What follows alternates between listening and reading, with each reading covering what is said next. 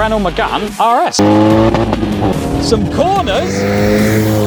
I am impressed. Newsflash, you're driving a hot hatch. This thing handles insane.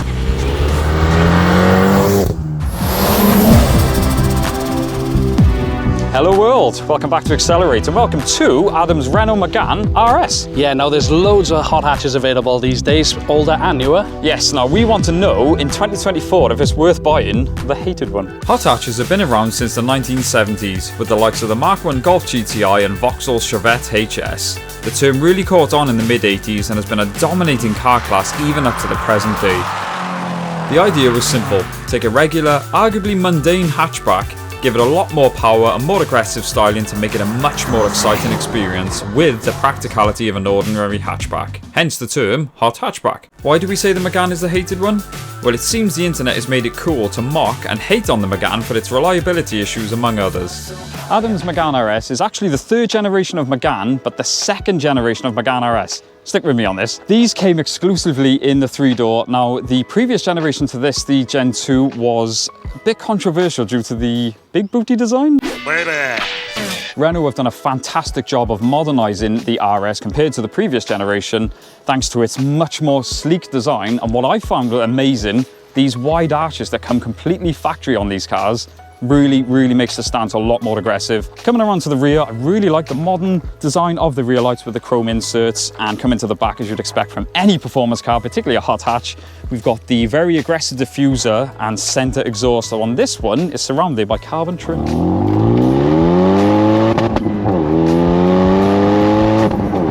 The Megane RS came factory with a 2-litre turbo 4-cylinder mated to a 6-speed manual transmission, producing 250 brake horsepower and 250 foot-pound of torque. The Megane? The Megane RS Cup that we have here comes with an LSD, which is a massive feature to have on any front-wheel drive hot hatch. Also comes with a better suspension setup with stiffer shocks and springs, but what does come factory on the Megane RSs are these iconic Brembo calipers. One of the main reasons hot hatches became so popular is because they did have some practicality with the performance. Now, the Megane is no exception. Standard, they do come with seats. Adam just has spec to remove the seats and put a simple carpet in to essentially make it a van. The only thing with the Meganes, as cool as they look, you are very limited with the width of the loading, and you've got one heck of a level to get over here, so it can be a bit awkward when you're loading the bigger items.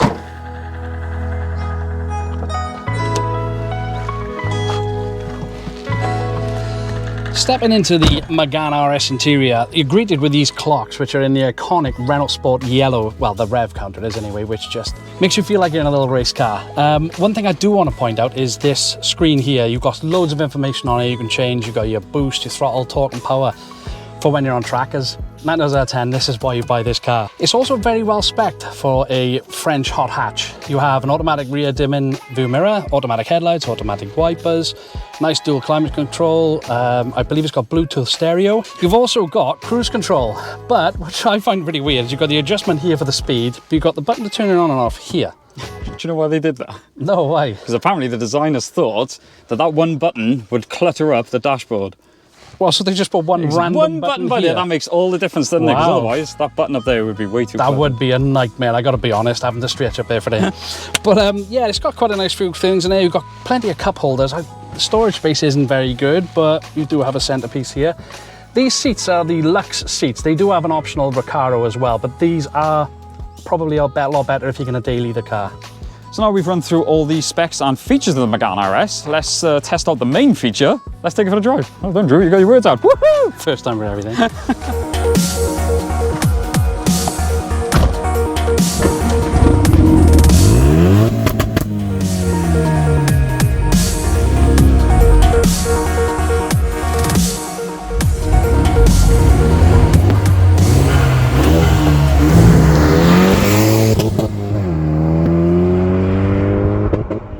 Any track day you go to, I will put good money there will be at least one Megane RS there, and they will be absolutely tearing up the track because that is where they feel most at home, and that's where that RS badge comes in there. Your average Renault Megane, let's face it, doesn't exactly get the heart racing at the mention of the name.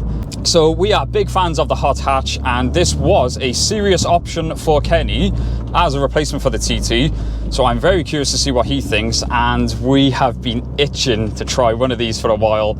So massive thanks to Adam for bringing it down, because this does seem like a fantastic example of a car that we are both absolutely dying to drive. Adam's Megane RS does have a few performance modifications.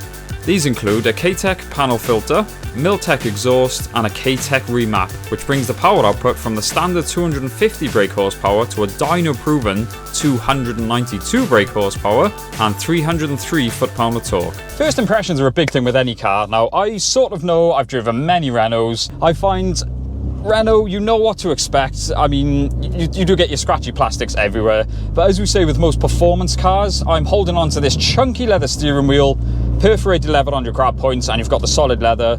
The gear stick, which is one of the very few mods that Adam's done to this, it does have the DIY short shift, as is known in the Megane world, which does feel fantastic. That is the one thing, as much as I love French hot hatches, they do tend to lack in the gearbox feel.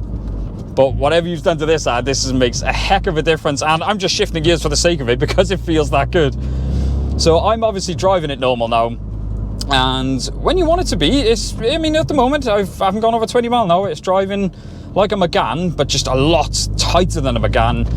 And obviously, whenever you're talking about a hot hatch, people often complain, oh, it's very harsh, it's very uncomfortable on the roads. Newsflash, you're driving a hot hatch. I'm in an RS badged hatchback. I'm expected, you should know what you want from a car. I expected this to be very stiff. It's not as violent as I thought it was going to be. Now, I know people are fortunate enough to drive these things as a weekend toy. So as a weekend toy, the features that you get, that Kenny ran through, I was actually very impressed with. But either way, as a daily, for me, I'm used to old crashy MX-5s and Civics, so for me this is a luxury. But we are going to see what it's like when you start to put your foot down.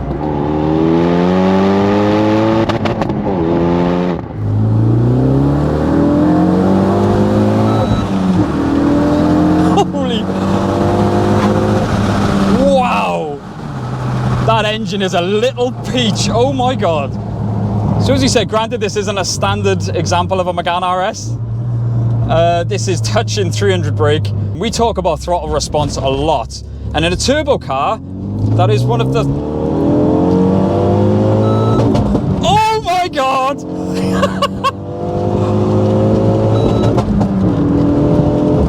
Wow! I want to make it clear, Adam advised me to hit the limiter once or twice because it's fun. This thing just keeps on pulling. Oh my god. 300 brake horsepower these days is considered not very powerful. Crap, did that just put a smile on my face. We talk about throttle response a lot, and that is one of the sacrifices of having a turbo. You do tend to lose the throttle response, but the beauty is when you haven't got a massive turbo to cater for, you don't sacrifice much of that throttle response at all.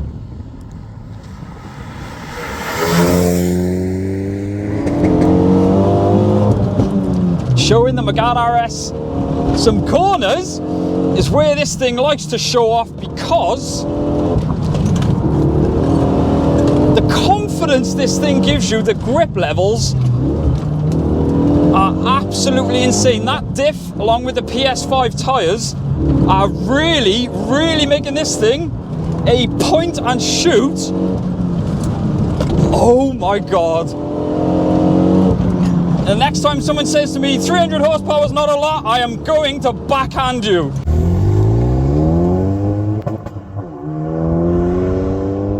As we've said before, the French know how to make a hot hatch.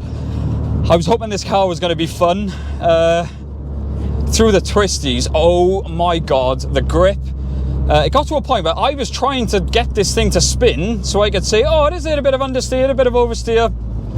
The diff on the tyres, this thing just grips and absolutely goes where you point it. I am so impressed with this thing.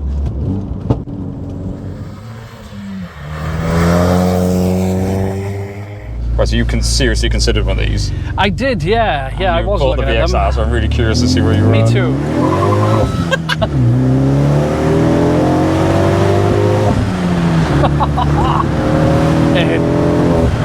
Wow. Okay, I am impressed. Bloody hell. The handling, steering input. Wait till you get to the twisties, to the fun bit. I wasn't expecting it to be as good as it is. No? No. Like I said, front wheel drive, all right, it's got a diff. I wasn't expecting it to be as responsive as on the steering. Yeah, I was the same, I think. So I know with the Mark II, oh sorry, I think it's Mark, yeah, it is the Mark II with a big. I'm pretty sure they got electronic steering, which isn't as good as this. I think these are hydraulic, so you do get that feel. Yeah. Oh man. Yeah, the brakes are actually really good. Yeah. I know you obviously drove it when the brakes were cold. Yeah. I'm still in third, I just staying in third gear. Dude, but this thing handles insane. I'm a bit lost for words, to be honest. I was expecting it to be good, but I wasn't expecting it to be this good. Yeah, I think that's a good way to put it, because we're still in a Megane, it's a Renault, it's French. Yeah. Then the RS comes into it, and Christ, does that make a difference. I do want to say that the pops and bangs that you're hearing, they are not mapped in, they are natural. Yes. Which is why they don't happen every time, which for me adds to that experience. There we go. And Yeah. Adam, the owner, said he doesn't think it sounds the best overall, but those pops and bangs do make it. I have obviously got a couple of little gripes. That's not like you! Well, No, you know, go I on. like to be honest. Yeah. It is French. It Yep. feels French. Yes. I don't think that you're ever going to get away from that, I unfortunately. don't think so, even no matter the more what they modern do. ones, and like the seats and everything moves about, and Yeah. everything, the switch gear, the noise and that it makes when you indicate this clink, Yeah. clink, you know, Yep. it's like riding a little bike with a baguette in your mouth, doing this all jolly, but yeah, I suppose when you buy one of these cars, the RS Cup 4-track, that will matter. Yeah, now obviously the Megane comes in cheaper than its rivals. I mean, I had a look online. You can pick one of these up for $5.5 grand. The cheapest one I found on Auto Trader at the time of filming was $5.5 grand, and that was the 265.